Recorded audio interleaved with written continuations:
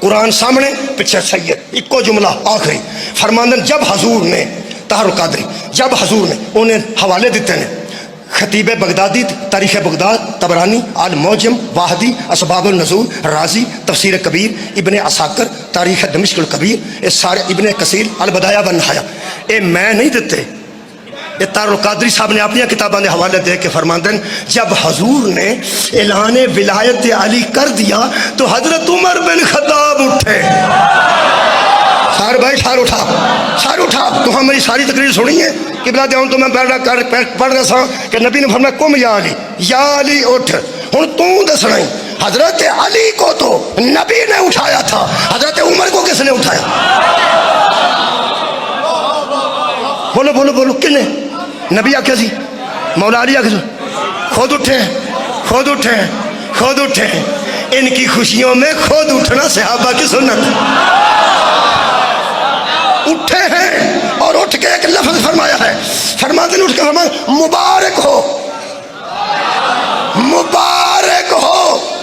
وہ لوگ کہتے ہیں کس بات پہ خوش ہو رہے ہو؟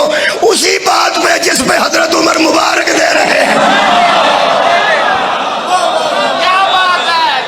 اسی بات پہ جس پر صحابی مبارک دے رہے ہیں کہ مبارک ہو۔ کنوں مبارک دیتی نے؟ جلدی بولو جی یارہ، کنوں؟ حضرت علی نو دیتی نے، حضرت علی علیہ السلام نو مبارک دیتی نے جڑے مولا بنے، مبارک دیتی ہے حضرت عمر بن خطاب نے مبارک دیتی، اٹھ کے مبارک ہو۔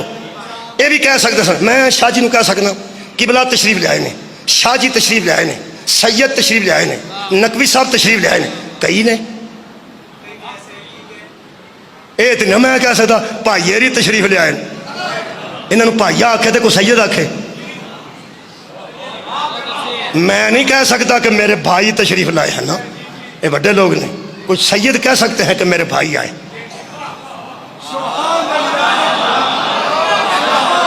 بہت شکریہ قبلہ۔ اور بالکل بھی حضرت عمر نے یہ میں جی پنجابی بولنے لگا، اے نہیں نے آکھیا بھائیا جی مبارک جی،